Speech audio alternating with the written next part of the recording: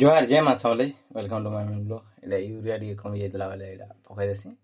ପକାଇକିରି ଏଇଟା ସିମେଣ୍ଟ ଜାଗାରେ ଗାଡ଼ି ଲଗାଇ ଦେଇସି। ଲଗାଇକିରି ଏଇଟା ଦେଖୁଥିଲି ଏଇଟା କାଲିକା ଟିକେ ସର୍ଟ ହେଇଯାଇଥିଲା ମାଲ ବେଲେ ଆଜି ଏଇଟା ପ୍ଲେନ୍ ଢଲେଇ ହେଉଛି ଦେଖୁଥିବେ। କାଲି ଲେଟ୍ ହେଇଗଲା ବୋଲିକିରି ଏଇଟା ପ୍ଲେନ୍ ଢଲେଇ ଷ୍ଟାର୍ଟ କରିଦେଲୁ। ଦେଖୁଥିଲି ଏଇଟା ଆଜି କ୍ଲିୟର ହେବ, ଏଇଟା ସବୁ ପଡ଼ବା ଏଇଟା। ତାପରେ ଏଇଟା ଭୋଜି କରୁଥିଲି ସେନ ବେଲେ ମୁଁ ଏଇଟା ପଳେଇ ଆସି ଏଇଟା ମସଲା କଷୁଛନ୍ ଦେଖୁଥିବେ। ଏଇଟା ପାଲ ପିଲ୍ ପକାଇକିରି ବସିଛନ୍। ଇଆଡ଼େ ଦେଖ ଏଇଟା ହେଇ ଆସିଲାନ ଆଉ ଟିକେ ଟିକେ ଅଛେ।